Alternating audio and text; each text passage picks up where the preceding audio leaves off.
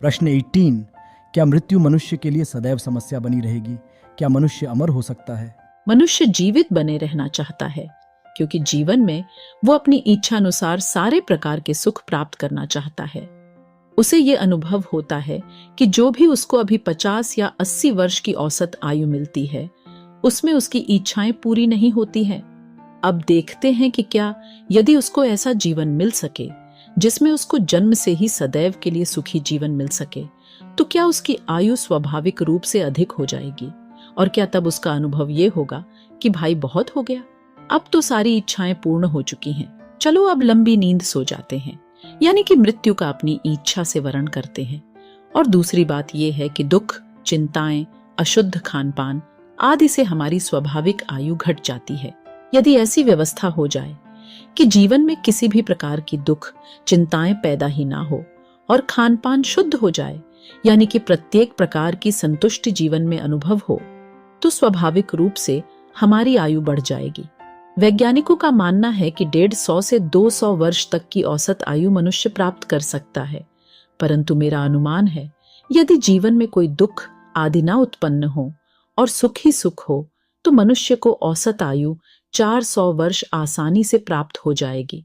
वो भी युवा के जैसे ही, ना कि जीर्ण अवस्था में। 200 या 400 वर्ष की आयु में तो निश्चित रूप से ऐसा अनुभव मनुष्य को नहीं होगा कि इच्छाएं अधूरी रह गई और मृत्यु आ धमकी, ऐसा मुझे लगता है। तीसरी बात विज्ञान पर आधारित है, वो है कि आज नहीं तो कल विज्ञान ऐसी अवस्था में पहुंच सकता है जो कि मृत्यु के सारे कारणों को जानकर इस प्रकार की सुविधा दे दे कि भाई जिसको जब तक जीवित रहना है वो जीवित बने रह सकता है, वो भी एकदम युवा रूप में, और जब इस जीवन से उपराम हो जाए तो इच्छा मृत्यु ले सकता है। मेरा अनुमान है कि इस नई व्यवस्था के आ जाने पर बहुत शीघ्रता से वैज्ञानिक इस ज्ञान को उपलब्ध हो सकते हैं, क्योंकि इस नई व्यवस्था में वैज्ञानिक भी सही दिशा में ही खोज करेंगे, ना कि अस्त्रों शस्त्रों की खोज करेंगे।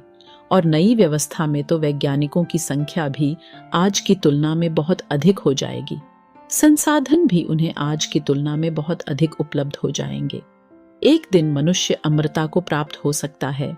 ऊपर सारी पुस्तक पढ़ने के बाद आप इस बारे में बहुत तो समझ ही गए होंगे। आज के समय मनुष्यों के बीच के संबंध अच्छे नहीं रह पाते, और उसके दो मुख्य मूल कारण हैं। पहला, परिवार में सभी आर्थिक रूप से आत्मनिर्भर नहीं है, और दूसरा, संबंधों की उचित शिक्षा नहीं है। अब इनको एक एक करके समझते हैं। हम यदि अपने परिवार का ही गहराई से अध्ययन करें तो पाएंगे कि उनमें जब भी कोई विवाद हुआ होगा, उसके मूल में हम धन को ही पाएंगे।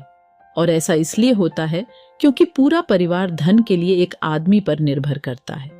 जिसको जो भी चाहिए होता है वो उस आदमी से ही मांग करेगा अपनी। यदि उस आदमी के पास पर्याप्त धन हुआ तब तो ठीक है, नहीं तो वहां ही मनमुटाव हो जाएगा। इस व्यवस्था में तो सभी सरकार पर निर्भर करेंगे, सभी अपनी मांगे सरकार से ही सीधे मांग लेंगे, और लगभग सभी मांगे उनकी पूरी भी हो जाएंगी। ऐसी अवस्था में संबंधों के बीच तो धन आएगा नहीं, अब तो संबंधों की वास्तविकता ही बचेगी।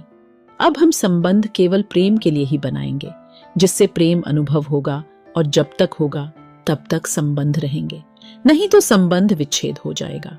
अब संबंध केवल प्रेम के लिए ही बनेंगे, धन के लिए नहीं।